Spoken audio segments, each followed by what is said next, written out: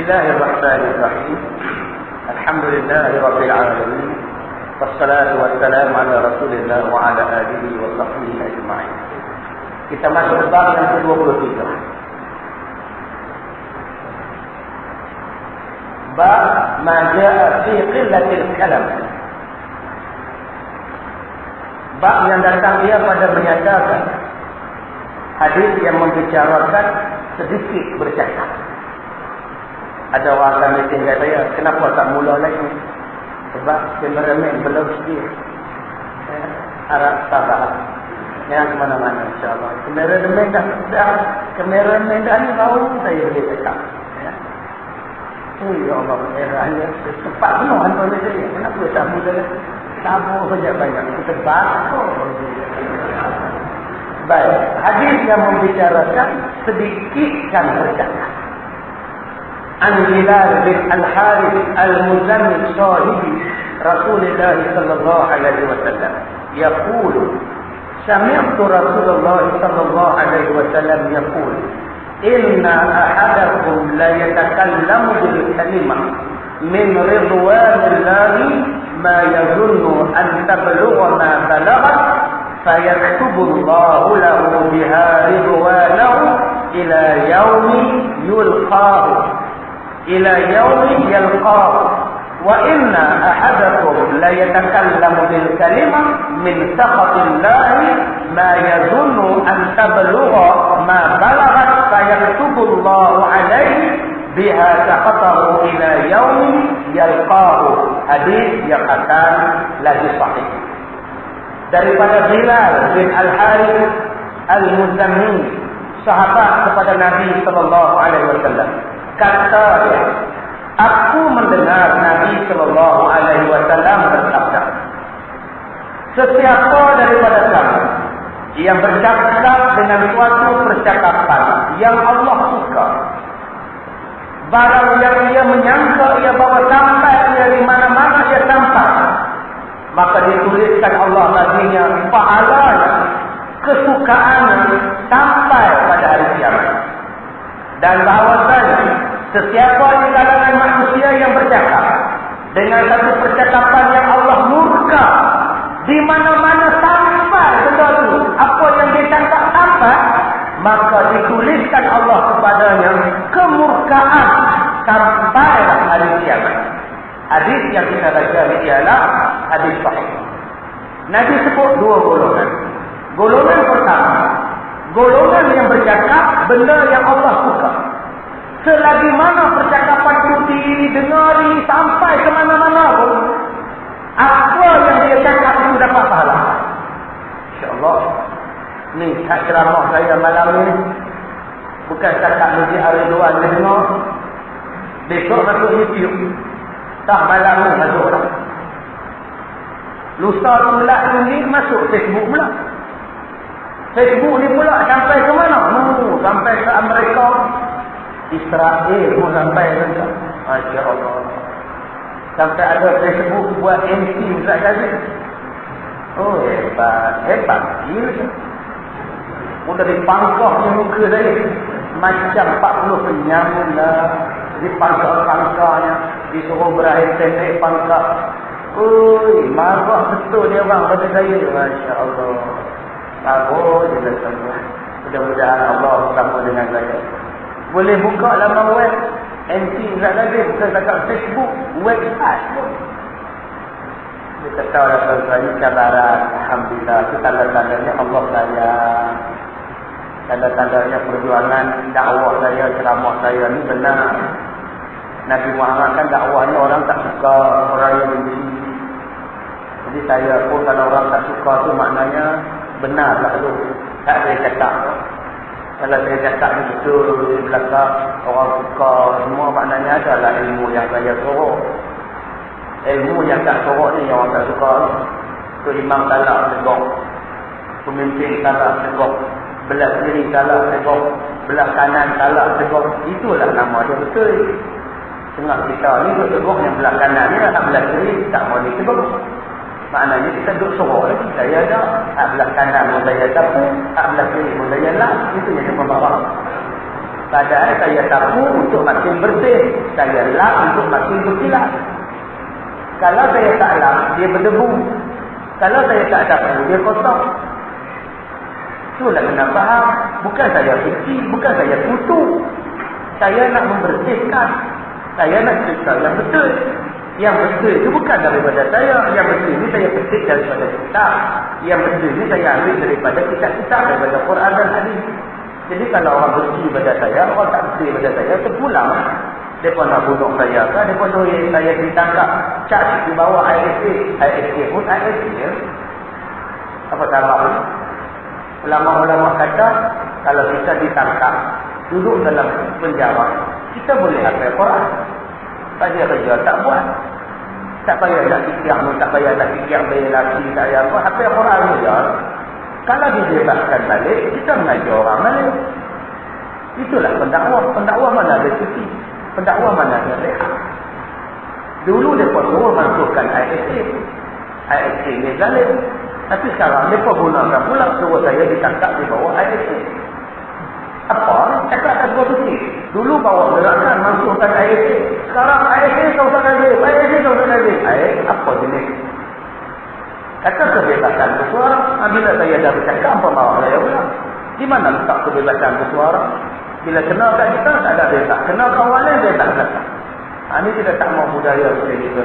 Cuba tengok, apa yang saya cakap ni betul ke salah? Kalau salah, nasihat saya bagi betul, saya minta maaf. Kalau hukum yang saya cakap ni tak betul, Ustaz, apa yang saya cakap ni salah, saya boleh betul balik, saya minta maaf. Tapi kalau apa yang saya cakap ni betul, apa yang saya cakap ini bersandarkan pada Quran dan hadis. Nabi sebut dalam hadis. Kalau percakapan saya ini sampai ke luar negara, apa yang TV kita, YouTube kita, Facebook kita, sampai ke luar negeri, kata Nabi, selagi mana sampai pada orang ke mana-mana pun, ditulis pahala bagi kamu. InsyaAllah. InsyaAllah. Tetapi kata Nabi jaga-jaga, kalau kamu bercakap benda yang jahat, benda yang salah, benda yang fitnah, dibawalah berita yang kamu sebarkan tadi sampai ke luar negeri sekalipun. Selagi mana berita itu dipercayai, dipakai dan didengar, dituliskan dosa atas kamu sampai hari kiamat. Masya-Allah. Subhanallah. Sebab tu saya bersyukur saya jadi ustaz. Saya ada CD, ribu-ribu tajuk, ratus-ratus tajuk. Saya ada CD yang didengari oleh beribu-ribu orang. Saya ada buku yang dibaca oleh puluhan ribu orang. Saya ada YouTube, banyak ceramah saya dalam YouTube, beratus ribu orang yang dengar. Saya bersyukur.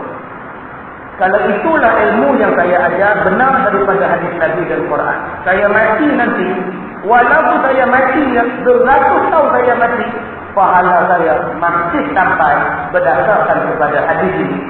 Sampai Nabi kata pahala yang ditulis sampai hari kiamat. Bayangkan. Dah bangun daripada kubur itu pun pahala yang masih ditulis. Masya Allah. Tetapi kalau saya ni jahat, saya fitnah orang, saya ni jahat, keluar dalam Facebook, keluar dalam YouTube, perkataan-perkataan yang jahat, saya dah mati beratus-ratus tahun, perkataan jahat saya masih didengari orang lain, maka ditulis dosa untuk saya sampailah saya dibangkitkan di hari kiamat. Masya Allah. Jadi bahagia tuan-tuan. Apa yang kita nak cakap lepas ni, kita kena cari perkataan ridwanahu yang Allah redha. Jangan kita cakap perkataan yang sakhatahu yang Allah benci. Yang kita nak ridwana, yang kita tak mau sakhatah, perkataan yang dibenci oleh Allah Subhanahu wa taala.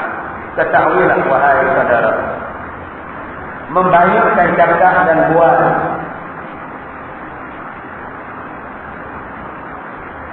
membanyakkan cakap dan buat pada barang yang tidak maksud bagi agama dan maslahah diri itu, selalu menjatuhkan diri di dalam cakapan perkara yang salah.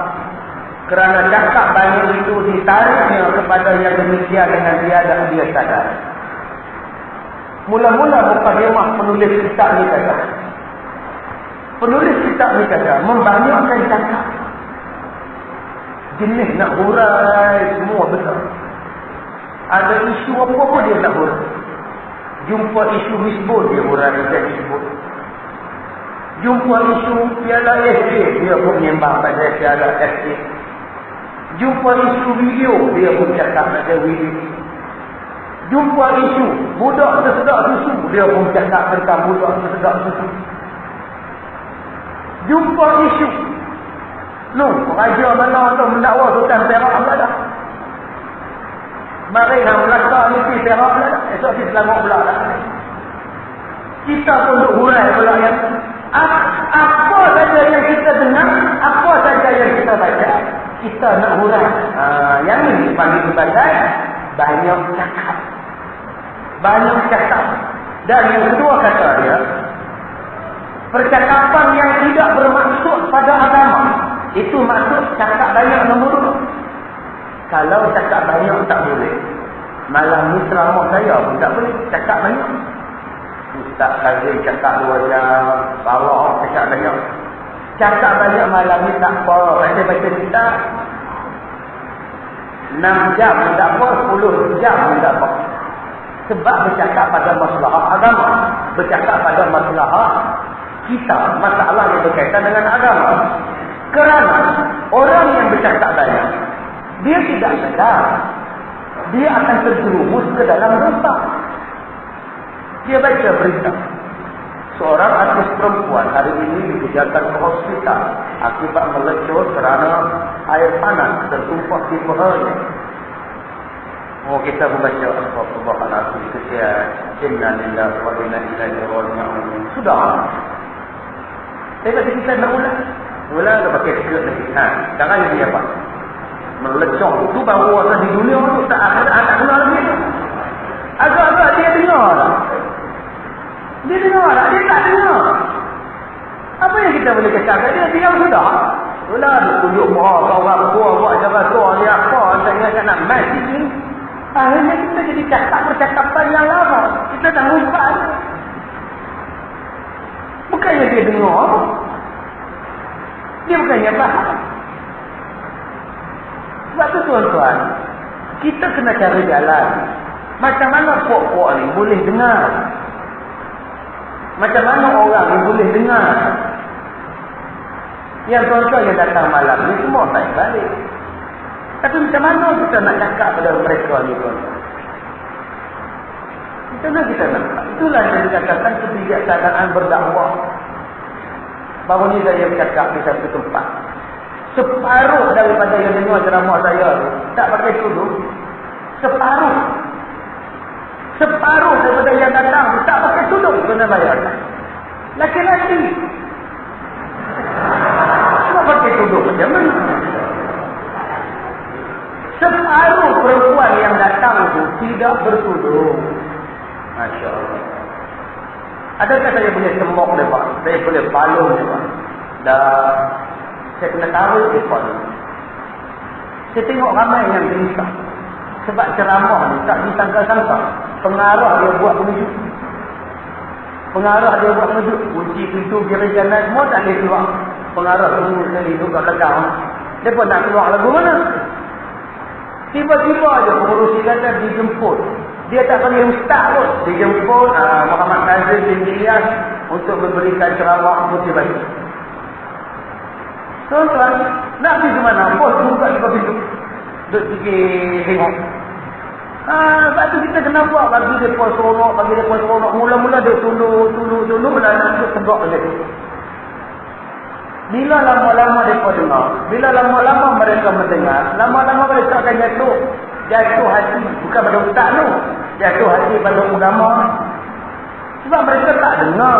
Datang ke pejabat pukul 7 pagi, balik 3 malam, sampai rumah tinggal nak kalah dulu. Pukul 9 malam baru balik rumah. Bila masa nak tengok forum perdana, bila masa nak tengok Al-Kuliah, bila masa nak tengok bicara mufti, bila masa nak beli CD Ustaz Kazim, tak ada masa. Sebab tu tuan-tuan di sini yang jadi pengarah, satu jabatan, satu syarikat dan sebagainya, cari jalan. Sebab besok di hari kiamat Allah akan soal tuan-tuan, apa yang tuan-tuan buat dengan anak buah tuan-tuan. Kita kena cari jalan. Macam mana nak bagi mereka ni berubah? kita bukan pengarah jabatan, tetapi kita ketua dalam keluarga. Kita bapa, kita tengok menantu-menantu kita balik kampung pakai skirt. Menantu kita tak semayang, nak cakap tak lagi payah. Tuan-tuan kena panggil orang tua untuk bercakap. Bagaimana? Malam ni bapa cadang, bapa nak sambut hari jadi bapa. Hari jadi bapa bukan bulan puasa ke bapa? Pakcik bulan puasa lah bapa sambut awal. Bulan puasa bukan dia bersekedar lah, kamu boleh tak faham. Puak-puak ni pula bila sebut hari jadi kau, bila sambut di tempat kek, tempat lilin, tempat belon, kul dan naik kepala. Bila semua dah balik, macam itu kita panggil ustaz. Jadi bapa minta pada Ustaz Zuhair, tolonglah bagi sikit peringatan pada kami keluarga. Anak-anak tunggu sejak alam Ustaz Zuhair nak baca doa lepas. Nak pergi ke mana tuan-tuan? Ustaz Zuhair cerita pasal anak, pasal tak semayang, pasal tak hitung aurat, pasal lawan mak bapak. Itulah caranya. Kita kena banyak berlakon. Bukan setakat dengan jin, kita kena berlakon dengan anak pun. Sebab anak tak semayang yang ada pada jin. Ya Ustaz, dengan jin pun kena berlakon. Ya. Sebab jin pandai berlakon. Saya kadang-kadang saya tengok orang berubat. Bila orang berubat, dia tengok, dia cekak di sini, dia cekak tahu bubur. Kadang-kadang dia ambil paku, dia bubur di jari kaki, dia picit. Kadang-kadang dia ambil dada hitam, dia bubur di antara buku dengan sisi. Ni, buku dengan sisi cepit. Cakap, dari mana? Cakap. Sakit tu tuan-tuan. Balik rumah dah lagi test dekat isteri tuan-tuan. Apa bulan makcik Ustaz? Saya lah nak test. Tuan-tuan ambil paku, letak di jari kaki, dua cerah-cerah ni tuan-tuan tiba-tiba. Siapa yang ngantuk kamu? Siapa ngantuk kamu? Saya tengok-tengok. Jin ni tuan-tuan, dia pandai pembohong. Jangan sekali-kali percaya pada jin. Melainkan jin tak boleh. Jin mana cakap? Betul, pembohong belakang. Tuan-tuan kita tanya dia. Cakap, siapa yang hantar lalu cakap? Orang dekat rumah. Orang dekat rumah tak tahu apa. Elok dia nak tengok upik lagi tu. Tiba-tiba jin kaburkan. Orang dekat rumah. Akhirnya dah bergaduh dengan orang dekat rumah. Itulah cara jin nak bergaduhkan kita. Sebab tu saya nasihatkan kepada pengamal-pengamal perubatan. Susahlah tanya. Daripada mana? Sebab apa orang kata? Aku suka dekat dia. Aku cinta dekat dia. Siapa yang ada kamu ni? Tuan-tu lah. Sama. Ustaz Kazim. Ustaz Kazim ada hati dengan isteri saya. Patutlah. Sudah. Saya cuma nak ceramah. Apa saya ni? Jangan sekali-kali percaya pada jin. Dia pembohong. Habis itu macam mana Ustaz? Suruh dia keluar. Dia bukan dunia kamu. Kamu dunia jin. Ni dunia manusia. Aku perintah kamu keluar daripada tubuh badan. Tak nak keluar. Kalau tidak, aku bunuh kamu. Bunuh lah. Ni orang takut tu. Pandai tuan-tuan. Jin macam itu. Tuan-tuan jangan duk tanya. Siapa hantar? Siapa buat? Sebab apa buat? Semuanya pembohong lah. Sebab itu, kalau tuan-tuan nak berubat dengan apabila ada gangguan-gangguan, tuan-tuan kadang-kadang kena bohong. Bohong pada jin. Tak dosa. Aku akan keluar. Dengan syarat. Syarat apa?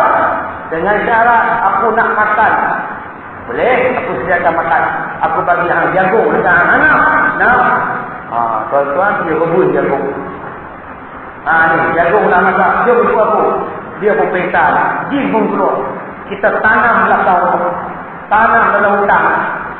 Selagi mana jagung ni tak tumbuh, hang jangan balik ke rumah sebab faham dari jin tadi. Maka jin ni bodoh. Dia pun tunggu.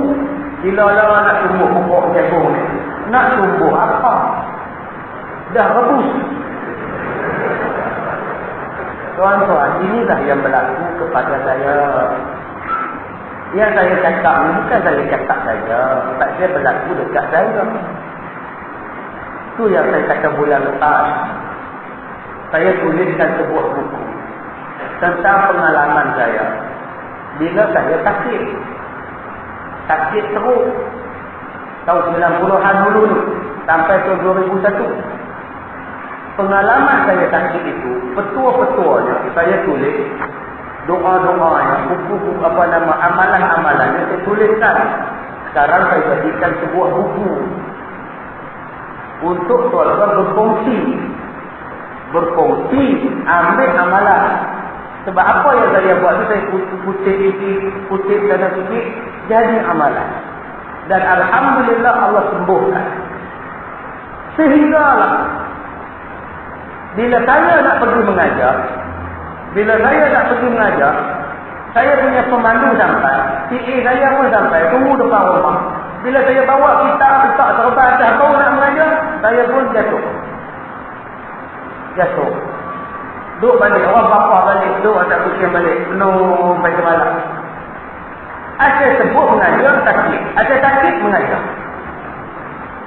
2 hari sembuh. Jom, mulai malam ni boleh start kuliah. Keluar balik muka pintu, lembek balik, jatuh balik, macam saya buruk, tak balik atas kucing. Saya pun berubat apa semua tuan-tuan. Baru saya dapat ilham. Buat sembahyang istikharah, minta petunjuk pada Allah. Apa masalah aku ni? Sakit dah okey. Masalah dia tak boleh keluar rumah. Baru saya dapat ilham. Rupa-rupanya jin ni diganggu, ditugaskan pada saya untuk menghalang saya pergi mengajar. Bila niat sebut nak mengajar, sakit. Jadi saya kata dekat pemandu saya dengan PA saya, kamu kalau nak datang sekolah saya, sikit loceng rumah. Ustaz, jom main bola. Jadi saya memakai jubah, bawa serban, bawa beg. Okey, pada mahal. Semua tuan-tuan saya mengajak sampai ke polis kedah. Balik rumah tak sakit apa pun. Sebab jin kata, dia main bola. Aku diarahkan untuk jangan bagi dia mengajar ya, dia main bola tak apa dia. Takkan dia tak tahu saya tak pakai bisi bola, saya pakai jubah. Takkan dia tak tahu, dia tak boleh fikir menonton jin. Itulah makhluk yang bernama jin. Dia lurus bendul. Kalau dia mengganggu Ustaz Zuhir saja. Isteri Ustaz Zuhir jangan takut. Sebab dia dihantar untuk Ustaz Zuhir. Sebab tu tuan-tuan, bila Ustaz Zuhir sakit, jangan takut ziarah tu. Aku tak nak ziarah tu, nanti aku tablik. Tak sakitnya tuan-tuan. Sebab dia, nama tuan-tuan tak masuk dalam list. Itulah cara nak dipuji. Kadang-kadang cara menipu jin terpaksa diguna pakai untuk menipu manusia. Malam ni mak nak buat hari jadi untuk ayah apa balik lah. Ya mak, bukan bulan puasa saya jadi ayah mak. Sajalah bulan puasa tak boleh makan, bulan ni tak boleh makan, datanglah. Kamu boleh tolong-tolong mak, taklah penat bulan puasa, penat kalau masak sehari. Baliklah budak-budak tolong, bawa lu hadap tiup, main datang balik apa, ada promo ni main balik tiup, main balik. Untuk sambut hari jadi ayah, tengok Ustaz Zuhir sampai. Tengok duk tiup dia Zuhir sampai. Apa hal pula ni? Mereka nak lari di mana? Masa itulah, inilah dia panggil hikmah kebijaksanaan. Kita nak dakwah kepada orang, kena bijaksana. Bijaksana ni bukan maknanya cakap pelan-pelan. Bukan maknanya bijaksana ni cakap slow-slow. Tuan-tuan, kita hendaklah menggunakan cara yang terkesan bagaimana. Kalau itu hikmahnya, Ustaz Zuhair pun tidak. Hikmahnya maknanya kebijaksanaan. Ada masanya kena dengar. Tak boleh tuan-tuan, haram. Ada masanya kena pelan-pelan. Tak boleh makcik, haram, dosa. Kadang-kadang kena cakap macam itu. Macam kita tengok makcik nak pisah jalan. Nak pisah jalan, tak tengok kiri kanan. Takkan contoh nak cakap pelan dalam makcik tu. Makcik, saya tengok sebut terbang melanggar. Pada masa itu hikmahnya, makcik, ayo! Makcik pun pusat belakang balik, ya Allah. Nasib baik kamu sebut makcik tak nampak langsung anak. Oh, Allah makcik sebut itu. Itulah namanya hikmah. Dia menyuruh kita supaya hikmah dalam dakwah begitu. Sebab ada orang komplain saya, Ustaz Kazim ni ceramah gelak banyak. Kalau lah saya ceramah tak ada lawak langsung, dah lah sifat ni tak pusing. Saya tak apa ni, sifat ni ada, gula ada, tuan-tuan sifat tak ada, terik kepada Allah. Kalau lah saya ceramah terik, tuan-tuan pun tidur, tuan-tuan hangat, tuan-tuan panas. Nampak, baru ada balik ke bawah. Dia dengar cakap kita. Jadi saya kena jaga audien. Saya terpaksa jaga tuan-tuan. Tuan-tuan penat. Ada puji dia mengambil. Sebab bila puji dia lah. Saya puji langsung. Tuan-tuan letih, penat, kem, tak mandi pun ada. Ini hamil masjid Melaka tak mandi. Mandi pagi tadi 6.30. Tu tu pakai mandi cepat tu mandi. Masya Allah, subhanallah. Tiba-tiba saya ngaji straight, itu namanya tidak ada hikmah. Dalam nak dakwah, kita kena banyak hikmah. Baik, kemudian. Dia kata bila dah cakap banyak, dah tak sedar, maka jadilah cakap itu. Jikalau mengeluarkan percakapan yang haram, dapat dosa. Seperti perbuatan kisah main perempuan. Berdosa. Tapi kita tak boleh lupa bukti Ustaz, apa nama, dekat Belanda itu. Oh Ustaz, tolong Ustaz. Tengok perempuan tu lari kiri Ustaz. Ya tu. Dengan Ustaz pun dosa. Yang ada tengok Yesus tu macam tu. Saya pergi kat Belanda tu Kak, perempuan tu pergi jalan tak pakai apa tu lah cermin Kak tu. Tapi mereka bagus Kak, walaupun mereka pelacur Kak, mereka ada klinik lah apa semua untuk pelacur Kak. Sebab mereka bagi sukai untuk kerajaan Belanda Kak. Oh, bila abang kata nak Belanda lagi? Jadi tuan-tuan, kakak ni kalau suami sebut nak pergi Belanda, akak kena ikut lah kak orang. Duk cerita pasal pelacur di Belanda pasal. Tak ada faedah pun kita bercakap benda itu. Maka hukumnya adalah dosa. Ataupun perbuatan kisah kesedapan dan kesukaan minum arak. Tapi dalam banyak-banyak arak tak ada lawan dengan yang cukup sedap rosak. Saya pengalaman minum 10 tahun. Jadi yang tu pada sedap arak. Bila kita minum tu rasa-rasa berdosa kita dengar cakap. Boleh berpuisi arak pula. Yang ketiganya berbualkan kisah sukakan kain judi. Suka makan kandung, makan dadah, dan suka busuk mulut, pelucak, pencarut, pengutuk, dan berbuatan kesedapan orang berharta. Dia kata perbuatan yang berdosa lagi ialah suka makan kandung, bercakap sukanya sedapnya makan dadah, sukanya makan ekstasi, ataupun suka busuk mulut. Busuk mulut ni maknanya mulut jahat, mulut tong sampah. Semua cakap benda yang kotor saja. Seperti bercakap pelucak, pencarut, pengutuk, ataupun berbuat kesedapan orang berharta, ataupun kebesaran raja-raja dan kemegahan orang besar-besar, dan berbuatan tentang kehebatan orang-orang kaya, dan berbuatan apa yang ditegak oleh syarak. Maka perbuatan macam ini adalah lara. Kalau tidak berdosa, dia jatuh lara. Ustaz, takkan cerita tentang keadaan orang kaya yang berdosa kan? Di ujub. Ujub ada 3 bahagian. Ujub ada 3. Pertama, ujub untuk diri sendiri. Untuk diri sendiri. Ujub untuk diri sendiri. Ujub ni duduk di bawah riak. Riak nombor 1. Ujub nombor 2. Apa makna ujub? Ujub ni makna perasaan. Bangga. Ujub hidup masa diri hebat. Ujub hidup suka dengan apa yang dia ada. Nama dia ujub. Ujub pertama untuk diri sendiri. Dia duduk seorang-seorang dia tengok dalam masjid ni rasa-rasa yang paling lawa aku. Itu namanya ujub. Ria, dia tunjuk ke orang. Tuan-tuan, lawa dah cuba saya. Lawa lah. Itu ria. Ria lah. Dia pakai gelamat dulu, angkat tangan. Hangat masjid ni kan. Dia tunjuk gelam. Itu nama dia ria. Ujub lah. Ujub dia tak tunjuk gelam dia. Dia tengok gelam dia. Dia tengok gelam dia. Dia tengok gelam. Besar tu lagi. Mahal tu lagi. Tu rasa gelam dia tu kosong dalam. Dia boleh tahu kosong di dalam, tak kosong di dalam. Itu nama dia ujub. Dia parking kereta di tengah padang. Lepas-lepas dia parking, dia tengok semua kereta orang. Lawa punya. Itu nama dia ujub. Ujub dengan diri sendiri. Orang lain balik dah bayar. Dia seorang lah sekali. Kalau tak ada aku ni, tak tutup masjid. Ujub namanya. Tu. Yang kedua, ujub pada makhluk.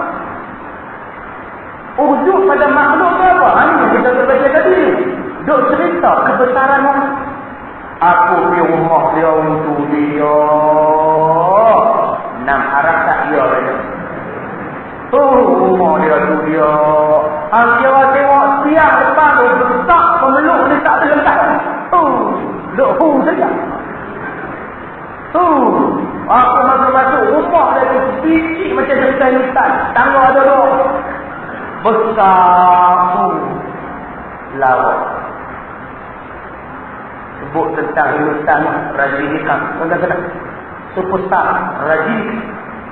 Yang kita ukur. Bila tumbuh dia dia kipas lain dia pun lah tak sedang juga. Oksigen tak cukup masuk hospital. Rajini nama dia. Umur 61 tahun. Hero tua. Tapi kalau berlakon mesti hero. Nama dia Rajinikan. Dia tak opok. Tuan-tuan, kalau tuan tengok, kalau dia mati, akan ada orang sanggup bunuh dia dulu. Inilah dia tuan-tuan. Takjub, nama dia ujub. Ujub dengan makhluk. Tuan-tuan kenal dengan Muruhulu Gopalan Ramachandra? MGR nama dia. MGR ni misal yang macam misal dia.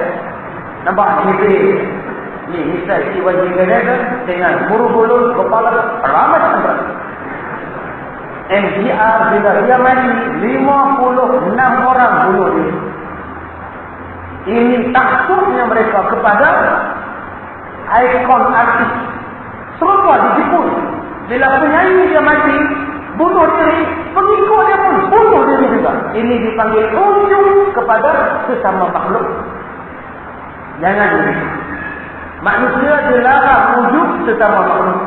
Termasuklah menceritakan rumah dia hebat, kereta dia hebat, bukti rumah dia kereta, garaj dia ada ekor betul. Garaj ada ekor, ada ekor. Kereta ni hidup, tak tahu lah. Pinggan dia pakai tu, Masya Allah. Yang ini Tuhan tak bagi cakap. Kerana bila manusia ujub kepada orang, kata Imam Ghazali, dia tidak lagi ada qanaah pada diri dia sendiri. Orang yang ujub kepada orang lain, dia tidak ada syukur pada diri dia sendiri. Dia ada ujub pada isteri orang. Ini dia lawa tu. Mata hijau. Loh, adik-adik hak kan? Dia duk puja. Dia lupa pada isteri dia. Dia mata hitam. Dia ada puji orang. Loh, laki dia baik lah, baik buruk laki dia. Cek di rumah dia lah, dia goreng pisang. Ni dia tu nyembang cek dia lah goreng pisang, buat ayam berapa baik lah baik. Ni aku ni tak baik. Ni aku belah 40 tahun. Bagi makan nasi setiap hari tak baik lah aku. Dulu tinggal 24 lah, 44 dah. Buat apa kita duk puji cerita pasal orang puji punya pasal ni, puji yang bang kita ni. Yang ketiga, ujub dengan harta ataupun dengan benda. Tuan-tuan ujub dengan kereta, tuan-tuan ujub dengan rumah, tuan-tuan ujub dengan benda tuan-tuan, tuan-tuan ujub dengan handphone, tuan-tuan ujub dengan jam, tuan-tuan ujub dengan pen pun dia ujub. Pen ni tak ada orang lain, dia tak tulis dia pen ni kan. Ini saya berbangga dengan bercium pen ni. Itu ujub. Nabi tak bagi, agama kita tak bagi, jatuh kepada takjub. Termasuklah takjub tadi ialah berbualkan tentang kehebatan orang lain. Baik, adapun jika berbualkan perkara yang baik dan berkebajikan seperti berbualkan kisah orang-orang soleh. Kita bercerita tentang para wali. Kita kisahkan Sayyidina Umar Al-Khattab radhiyallahu anhu sallallahu. Ceritakan tentang Abu Bakar As-Siddiq radhiyallahu anhu sallallahu. Silangkan disebut. Saya ada sebut dalam CD saya yang bertajuk Ketua Wanita dalam Syurga. Saya ada sebut tentang iman. Iman yang paling tinggi ialah iman kedudukan Nabi SAW. Mengatasi segala malaikat. Tak boleh lawan. Malaikat pun tak boleh lawan Nabi Muhammad SAW. Kemudian diikuti oleh Nabi-Nabi Ulul Azmi. Kemudian diikuti oleh para malaikat yang 10 yang utama. Kemudian diikuti oleh sahabat-sahabat Nabi yang pergi berperang pada perang Uhud, perang Badar. Kemudian diikuti sampai kita, saya sebut dalam ceramah saya tu, saya kata kita ni tak boleh berdoa, ya Allah, kurniakanlah kepada aku iman mengatasi iman Abu Bakar As-Siddiq radhiyallahu anhu. Tak boleh minta mengatasi iman Abu Bakar, mustahil. Ada orang tak faham apa dalil. Apa dalil saya cakap macam tu? Nak dalil apa lagi?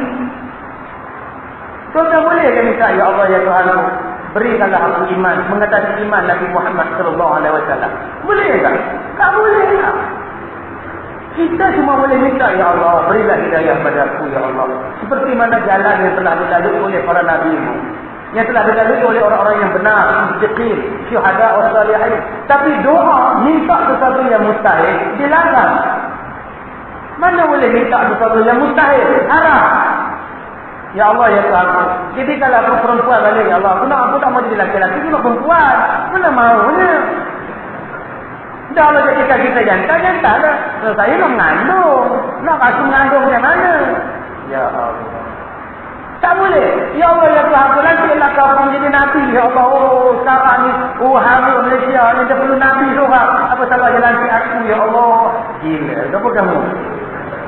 Bukan semua doa kita boleh minta pada Allah. Tak. Doa kita kena minta sesuatu yang harus, yang boleh Allah Ta'ala bagikan. Itu kita kena ingat. Walaupun kita minta, tapi benda tu Allah takkan bagi. Mustahil Allah bagi. Tuan-tuan minta supaya jadi Nabi. Mustahil. Mustahil. Walaupun kita kata tidak ada mustahil dalam dunia. Ada. Mustahil manusia lain jadi Nabi selepas Nabi Muhammad sallallahu alaihi wasallam. Mustahil ada iman manusia sekarang mengatasi iman Abu Bakar As-Siddiq radhiyallahu anhu. Mustahil. Sebab iman Abu Bakar As-Siddiq lebih berat daripada bumi dan segala isi bumi. Macam mana nak lawan? Macam mana nak lawan? Abu Bakar As-Siddiq tak ada televisyen di rumah. Kita buka-buka lepas main subuh dah tengok TV lah. Senam roti di tengok. Ya, hari ni kita belajar senam roti 1, 2 hari. Bawa balik main subuh. Dah ada senam roti kat sini. Buka setiap kita pun senam roti ni. Yang senam roti dengan baju ketat, 2 ketat, tiba-tiba kita doa, ya Allah, bagilah iman lebih tinggi daripada iman Abu Bakar. Gila banyak. Abu Bakar bagi sedekah seluruh hartanya untuk Islam. Kita separuh daripada 10 ringgit pun susah nak sedekah. Bukan kata separuh harta, separuh daripada 10 ringgit berat ketak-ketak ni. Nasib baik jumpa 5 ringgit yang koyak, cantik, dia bubur. Macam tu tak dapat iman. Kita cuma boleh minta ihdinas siratal mustaqim. Tunjukkanlah kami jalan yang lurus, ya Allah. Jalan yang telah dilalui oleh para nabi. Bukan minta iman mengatasi Nabi. Itu betul mustahil. Baik. Atau berbuat perkara ibadah. Dan apa amalan yang disuruh oleh Allah. Dan hukum syarak halal dan haram. Hukumnya dipersilakan. Kita bercakap tentang hukum cicak tokeh. Lincah. Sekarang mereka patut nak bincang tentang cicak tokeh. Boleh tak boleh jual cicak tokeh? Boleh tak boleh makan cicak tokeh? Subhanallah. Nah, tak ada orang yang bicara cicak tokeh berhenti kerja semata-mata nak cara cicak tokeh. Nanti tokeh ni cicak kita. Betul tak? Saya dah sebut dalam kuliah-kuliah saya yang lepas. Betul tak? Cicak tokeh ini menjadi penyembuh ubat, penyembuh penyakit. Tidak ada mana-mana kajian daripada mana-mana badan kesihatan di dalam dunia yang mengesahkan cicak tokek adalah ubat untuk AIDS. Tidak ada langsung. Baik, dan membanyakkan cakap yang menjadi pengajaran dan menjadi iktibar kepada diri, maka yang demikian itu tidak mengapa. bahkan menjadi baik pula. Jika tidak demikian, lebih baik kamu diam. Bukankah Nabi dah kata, tanda-tanda orang yang baik ialah bercakap yang baik ataupun diam. Dan daripada bercakap sesuatu yang tidak dapat masuk bagi dirimu daripada masalah dunia dan agama kamu. Berhati-hatilah daripada membanyak-banyakkan cakap, kerana semua yang itu disuruh akan dia oleh malaikat mencatat apa yang kita cakap. Apa yang kita cakap sekarang ini, malaikat akan catat. Tuan-tuan sebut apa pun malaikat catat. Sekarang tuan-tuan kata apa? Tuan-tuan kata apa? Tuan-tuan turun lagi, tuan-tuan cari kasut. Mana kasut apa? Malaikat tulis, mana kasut apa? Mayat. Dah, lebu. Lapor tu. Dah, lebu. Lapor tu. Malaikat tulis. Ni yang aku malas datang masjid. Ada datang hilang. Ada hilang, datang kasut. Macam malaikat tulis. Ni yang aku malas main masjid. Malaikat tulis. Ustaz, malaikat tak ada kerja lain Ustaz? Tak ada. Dia memang tugas dia ikut kita. Malaikat tak penat-penat ke Ustaz? Malaikat tak penat. Tak takkan kita rehat langsung? Rehat. Bila kita tidur. Baru malaikat ni pampel nak bukit menung. Lepas baru pada tidur kita membawa.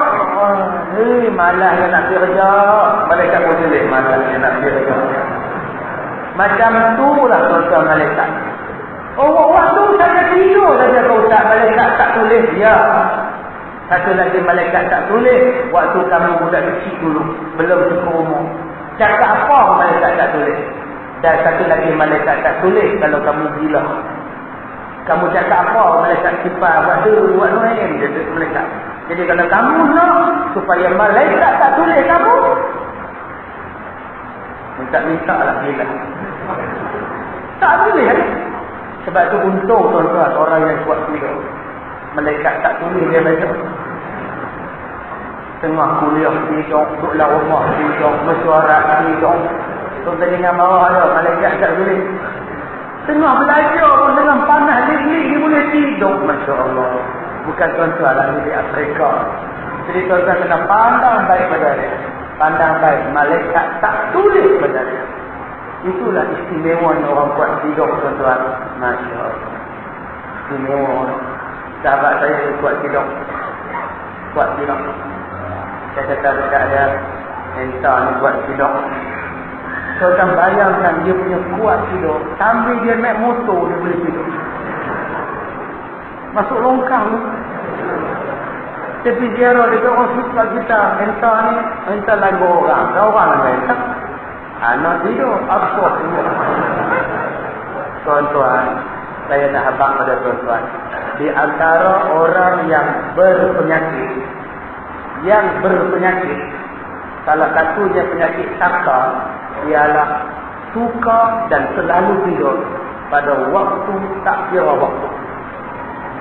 Sebab tu saya kata pada sahabat saya, entah lepas keluar hospital ni, kita berubah. Entah ni penyakit. Orang yang ada tanda-tanda saka, orang yang dapat saka ialah selalu tidur. Jadi cuba tengok di sini, siapa yang selalu tidur? Kalau ada, angkat tangan macam saya. Maknanya tuan-tuan, kena pergi. Saya dah keluarkan CD yang bertajuk Takaran Saka. Saya dah jelaskan daripada A sampai Z tentang saka. Ini CD kita yang terbaru untuk bulan. Saya minta tuan-tuan lepas ni dibeli. Kod tuan-tuan ni ada saka. Salah satunya ialah muak. Waktu maghrib, pasal maghrib muak. Semua maghrib. Oh, tu adik kita tengah muak, jaga-jaga. Baru saya sebut dia muak. Dia tertidur tu. Jadi tolong berubat bagi orang yang macam itu. Baik, maka anak nak jaga-jaga sebab malaikat tulis apa yang kita cakap, apa yang kita sebut. An Bilal al-Harith al-Muzani sahibi Rasulullah sallallahu alaihi wasallam yaqul. Sami'tu Rasulullah sallallahu alaihi wasallam yaqul inna ahadakum la yatakallamu bil kalimati min ridwanillah ma yadhunnu an tablugha ma balaghat fa yaktubullahu lahu biha ridwana ila yaumil yalqahu. Diriwayatkan hadis ini daripada Bilal bin Al-Harith Al-Muzani. Diriwayatkan daripada seorang sahabat Nabi sallallahu alaihi wasallam telah berkata ia, aku mendengar Nabi sallallahu alaihi wasallam bersabda, barang siapa di kalangan kami yang bercakap dengan satu percakapan yang Allah redha dan percakapan itu Allah suka keluar daripada mulutnya sehinggalah berpanjang-panjangan keluarnya, maka dia akan mendapat pahalanya. Nescaya ditulis pahalanya dengan redha Allah dan Allah suka kepadanya sehinggalah hari kiamat ditulis. Habis Ustaz, saya bukan penceramah. Macam mana Ustaz? Kalau tuan-tuan bukan penceramah, tuan sebar-sebarkan apa-apa benda yang baik. Sebar-sebarkan.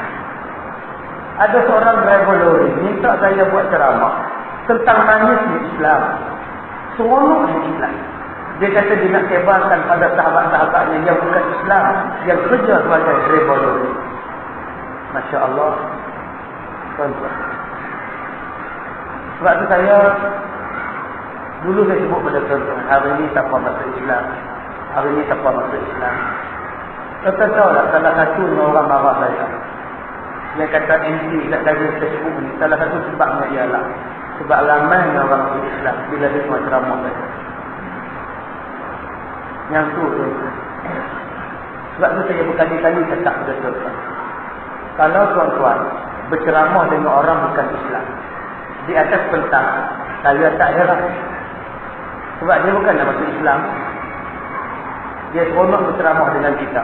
Sebab kadang-kadang kita berkutuk bangsa kita sendiri. Sebab tu dia suka. Yang tuan-tuan nak cara dia lah, dia je dengar ceramah kita sampai dia tertarik pada Islam. Dia tunduk dan patuh pada ajaran Islam. Bukan dia dengar ceramah kita, lepas dia dengar ceramah kita, dia balik dia minum di restoran dia minum arak balik, dia minum toddy balik. Apa rasa kita? Baru tadi ceramah dengan aku, lah aku sebab sokong pula. Maknanya tak ada kesan apa pada kita. Yang ni yang kita kena faham. Yang kita tak bawa sekarang ni, iri kuliah saya ni. Tentunya orang-orang kita saja yang dengar. Orang bukan kita pun dengar. Mereka beli berpuluh, mereka beli, mereka sorok dalam alman. Mereka sorok dalam alman. Ambil mereka Ustaz, saya sangat sayang pada Islam. Saya suka Islam, kalau dia Islam datang. Bagaimana Ustaz? Pergi masjid, puasa imam Islam malam ni juga. Sebulan, 2 bulan dia rahsia. Satu hari pak dia tengok dia semayang subuh. Tak tutup pintu, tak tutup pintu dulu. Semayang subuh dalam bilik tidur. Pak dia mengendak panggil mak dia main. Tengok ni anak kita dah buat apa ni. Patutlah selamanya aku ajak pergi semayang, dia tak mahu. Aku ajak pergi sembah dengan dia tak mahu. Oh, apa ni? Bila anak dia pergi kerja, mak dia pun selongkar. Selongkar jumpa TV saya. Oh, ni dia. Tu yang saya kena marah. Dia puak marah saya. Yang puak-puak belah sini pun marah saya. Hak parti politik pun marah saya. Apa nak jadi ni tuan-tuan? Ni saya sebutkan pada tuan-tuan, yang terbaru ni ketua satu agama, ayah yang masuk Islam. 2 tahun lebih dia duduk beli CD kita. Dia beli. Dia Islam. Dia hantar mesej. Saya dah padam mesej. Tuan-tuan, ni yang saya kadang-kadang rasa sedih dengan sikap umat Islam. Yang kadang-kadang tak tahu tentang orang kita. Saya kadang-kadang berfikirkan saya, tapi ada ubutan nak timbah suka. Ada ubutan nak timbah esik. Ada ubutan nak bunuh, ditangkap bawa ASK dan sebagainya. Tapi berapa banyak di rumah kita yang tekuk dalam ada lupa. Sampai yang terbaru ni dicadangkan lagi, sekolah saya ditutup. Dan yang mencadangkan ditutup ni ialah orang yang memperjuangkan perjuangan yang dia kata betul. Saya kalau perjuangan itu salah, perjuangan itu teruk, suruh tutup sekolah saya tak heran. Ini kita cakap ni membahaya, tutup lah apa lah. Macam ustaz yang jaga ni tuan-tuan. Bukan orang biasa, ustaz. Suruh tutup. Dia tak tahu di sekolah saya ada anak yatim. Contoh ingat anak yatim biasa. Anak yatim biasa apa? Ustaz, ada anak yatim luar biasa tak? Ada. Kalau di Malaysia, anak yatimnya bapaknya accident, mati. Bapaknya sakit jantung, mati. Maka anaknya anak yatim. Anak yatim. Tetapi anak yatim yang saya belah, bapaknya mati. Masa bila? Tengah sembahyang. Allahu Akbar. Kenapa dia mati? Orang tembak. Pam. Satu masjid mati. Ditembak. Anaknya kita ambil, kita belah. Kalau ditutup sekolah saya, takkan nak hantar balik ke negara mereka. Apa salah budak-budak tu? Saya ambil daripada tuan-tuan. InsyaAllah bulan 9 lagi 40 orang tak sampai. Saya sekarang sedang membina asrama kampus untuk mereka. Pergi ke Putrajaya tu, minta visa pelajar, buat pas pelajar, nak belajar hafal Quran. Segala makan minum mereka kita tanggung. Pakaian mereka kita tanggung. Mereka susah. Takkan saya ingat, pak mereka pergi motor getah kena tembak. Pak mereka pergi naik motor, pergi masuk dengan mak kena tembak. Pak mereka semayang kena tembak. Mai semayang Jumaat kena bom. Tinggalkan anak-anak yatim. Kita ambil tu di sekolah. Masya Allah. Jadi kadang-kadang orang yang benci saya, orang yang tak suka dengan kuliah saya, dia tak pernah tahu apa benda yang saya buat. Dia tak pernah dengar ceramah saya, dia tak pernah main sekolah saya, dia tak pernah kaji sekolah saya, dia tak pernah tengok apa ada di sekolah saya. Sedangkan dia ada tak benda-benda yang saya sebut. Di sekolah saya ada orang yang cuci buah pinggang, yang kita tanggung buah pinggang pembiayaan. Ada orang lumpuh, yang kita belah lumpuh. Ada anak yatim, bagi miskin, yang kita tanggung berdepan. Tapi dia boleh bawa dalam mesyuarat, kami mencadangkan supaya pihak ini tutup sekolah. Subhanallah. Kalau tutup, dia tanggung lah. Kalau ada 7 orang pelajar, dia tanggung. Mana nak tahu 7 orang pelajar dia tuan-tuan. Jadi jangan taksub sangat. Jangan kata kita je betul. Segala orang yang menyokong Islam, segala orang yang memperjuangkan Islam, Islam. Walaupun kadang-kadang dia tidak memperjuangkan melalui politik. Dia memperjuangkan melalui pendidikan. Itu juga Islam.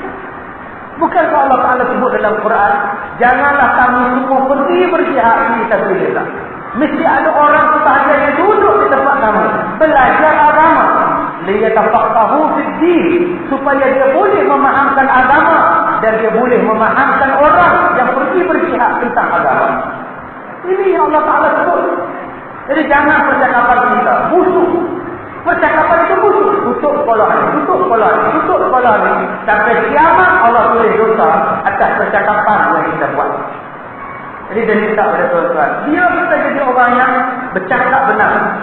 Biar kita menjadi orang yang sayang kepada Islam, nak kepada Islam. Bukan semata-mata cakap, tetapi tidak pernah dia ditampilkan dengan perbuatan, dengan apa yang pengorbanan dan sebagainya. Yang ini ditulis Allah Ta'ala yang cakapnya lagi disukai Allah itu. Ditulis pahalanya daripada masa bercakap sampai kepada matinya dan sampai pada hari kiamat. Subhanallah. Kalau percakapan dia baik, pahalanya sampai pada dia selepas dia mati. Pahalanya sampai pada dia sampai hari kiamat.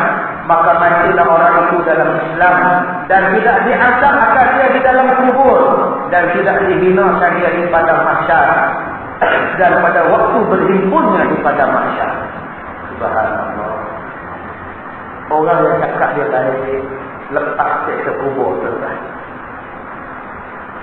Tuan-tuan tengok, ada penyanyi baru mati hari Jumaat lepas ke kubur. Sebab dia mati hari Jumaat. Tiba-tiba ada satu ulama mati hari Sabtu. Ustaz ni kena doa juga dia. Macam mana dia tak mati hari Jumaat? Penyanyi mati di majlis tunggu. Bro. Apa macam bro? Dia nak baca satu hadis. Dia nak baca lah hadis lain. Nabi kata, man mata yaumul jumu'ah aw lailataha itqa min azabil qabr. Sesiapa yang mati malam Jumaat atau hari Jumaat, bebas dari kubur. Siapa-siapa saja lepas. Mati hari Jumaat, insya-Allah lepas dari kubur. Tetapi yang bacalah pula hadis lain pula. Nabi kata, sesiapa yang percakapan yang baik, ucapan yang baik, kata-kata yang baik, sentiasa menasihatkan orang, wa tawassaw bil haqq, wa tawassaw bil haqq, sampai mati dia macam itu, dia bebas dari kubur sampai hari kiamat. Masya-Allah. Walaupun dia mati hari Sabtu. Ada itu yang kita kena lihat pula. Bukan kata dia mati hari Ahad pula. Dia mengajarnya malam pagi petang. Walaupun dia mati Ahad, tetap lepas kita kubur. Sebab dia bercakap yang baik-baik. Ayat ni yang kita kena syukur. Habis tu tak semua orang kena jadi ustaz lah. Terpulang pada tuan-tuan. Mungkin tuan-tuan tak jadi ustaz. Tuan-tuan beli CV saya. Tuan-tuan hadiah pada. Saya kata dah pada tuan-tuan, apa salahnya kenduri kahwin tuan-tuan bagi hadiah sendiri daripada telur rebus, telur palsu pula tu. Telur rebus daripada bagi pulut kacau, bagi kuih bangkit, kuih bahulu, dapur tangan, apa-apa di sini. Lagi senang. Berpanjangan pahala. Ada dia masuk kereta, dia pasang. Ada dia masuk pasang, dia masuk kereta. Tiap-tiap kali dia pasang, tuan-tuan dapat pahala. Modal ni cuma 5 hari saja. Kalau kita sayang pada diri kita sendiri. Yang terakhir, wa inna ahadakum la yatakallamu bil kalimati min taqaddurin faqadillah ma yazunnu an tablugha ma balagha fayaktubullahu alaihi biha taqatahu ila yaumi yaqahu. Dan bahawasanya seorang lelaki yang bercakapnya dengan satu percakapan yang Allah benci, yang Allah murka, dan dia bercakap panjang sampai mana-mana pun percakapan itu Allah benci, mencarutnya, meluncurnya dan sebagainya, maka ditulislah dosa kepadanya, diazab dia di dalam kubur dan disiksanya di hari kiamat di padang mahsyar, sehinggalah dia bertemu Allah di hari kiamat. Jadi orang yang bercakap ucap di dalam kubur yang disiksa, orang yang mengumpat, memfitnah dan sebagainya, dia akan disiksa di dalam kubur. Jadi tuan-tuan yang dirahmati Allah, kita perjuangan kita naik, tapi kedudukan pahala kadang-kadang sama. Tuan-tuan, kita tengok orang yang berjihad di sabilillah, orang Palestin, lawan Israel Yahudi di sabilillah. Takkan tuan-tuan nak tinggal anak, nak tinggal isteri, nak tinggal mak bapak pergi ke Palestin, tak disuruh. Sebab apa tak disuruh? Sebab benda itu di luar kawasan kita. Tetapi apabila Israel masuk dalam bumi ini, wajib kita lawan Israel. Walaupun ada mak bapak, walaupun ada isteri, pada masa itu wajib lawan. Kes ini berlaku pada sahabat Nabi. Sahabat Nabi nak pergi perang. Dia tanya pada Nabi, ya Rasulullah, saya nak pergi perang. Nabi tanya, kamu ada mak bapak? Ada. Kalau begitu jaga mak bapak kamu lagi besar daripada fi sabilillah. Tetapi apabila musuh melanda dalam negeri, mak bapak pun kena tolak ke tepi. Pada masa itu fi sabilillah nombor 1. Kerana bila musuh dah masuk, besok dengan mak bapak pun kena bunuh. Maka pada masa itu mempertahankan wajib pada masa itu. Walaupun tuan-tuan tak dapat pahala fi sabilillah, tuan-tuan boleh dapat pahala. Walaupun tuan-tuan tak pergi lawan di Iraq, tak pergi bertentang di Palestin, tak pergi menentang Amerika di Libya, tuan-tuan boleh dapat pahala fi sabilillah. Ustaz, ya, makcik ni sakit, tak boleh bangun sembahyang malam-malam. Walaupun makcik tak boleh bangun sembahyang malam-malam, makcik dapat pahala bangun sembahyang malam. Ustaz, saya ni sibuk sangat Ustaz, tak boleh puasa Ustaz. Saya jaga nak puasa Ustaz. Tapi sibuk Ustaz, kerja saya pun teruk. Saya tak boleh puasa sunat Ustaz. Abang, walaupun abang tak boleh puasa sunat, tapi abang boleh dapat pahala puasa sunat sehari. Abang boleh dapat pahala yang mulai. Abang boleh dapat pahala kita sendirilah. Bagaimana? Nabi kata dengan 2 jalan. Pertama, orang yang bela janda-janda. Pahala membela ibu tunggal, pahala membela janda-janda, pahala yang macam berjihad, macam berpuasa dan macam sembahyang malam. Dan yang keduanya, pahala membela anak-anak yatim. Pahala bela anak yatim. Macam berjihad fi sabilillah. Macam sembahyang malam. Dan macam kita puasa setiap hari, pahalanya. Jadi tuan-tuan, itulah kedudukan Islam. Alangkah adil Islam ini. Kamu tak boleh buat cara ni, kamu buat cara ini. Tapi pahalanya tetap sama. Makcik-makcik tak boleh dapat pahala sembahyang Jumaat. Tak wajib sembahyang Jumaat. Penuh besar, orang lelaki-lelaki ramai. Tak apalah, makcik sembahyang zuhur di rumah. Masak untuk suami dan anak-anak. Pahala menjaga keluarga. Macam pahala suami makcik-makcik datang sembahyang Jumaat. Tak kurang walaupun sedikit. Kan cantiknya Islam ni tuan-tuan. Jadi alangkah baiknya kalau kita saling menghormati. Perjuangan kamu dalam bidang politik, perjuangan saya dalam bidang pendidikan, dia akan menjadi sokong menyokong. Bukan semua orang kena berada dalam bidang politik. Ada orang yang kena ada dalam bidang ekonomi. Ada orang yang kena ada dalam bidang pendidikan. Tapi dalam bab nak memangkang, dia pangkang. Tapi dia tak menjadi politician. Sebab dia orang yang ekonomi. Dia orang yang menjadi pegawai. Dia tak boleh terlibat secara terang-terangan. Tapi bila main kempen, dia pangkang. Maknanya dia tidak menolak politik. Dia masih terlibat dengan politik. Waktu pilihan raya kempen, dia pangkang. Tapi bila balik pada atas, dia kerja balik. Bukan semua orang kena duduk dalam politik. Tak duduk dalam politik, sama kamu baik. Ingat, Islam bukan politik semata-mata. Tetapi di dalam Islam ada politik. Ni, nampak tuan-tuan? Kita bercakap yang baik. Kita berdakwah. Ini adalah satu benda yang baik. Pahalanya sampai hari kiamat. Saya nak sebut pada tuan-tuan. Ada satu soalan dalam website saya yang bertajuk orang datang minang dia. Orang dia suami orang datang minang dia. Mak dia tak terima, dia terima.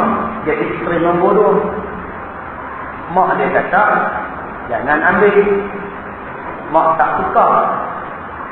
Dia kata pula, saya suka. Walaupun isteri membodoh. Dengar cakap mak, ni mak kamu.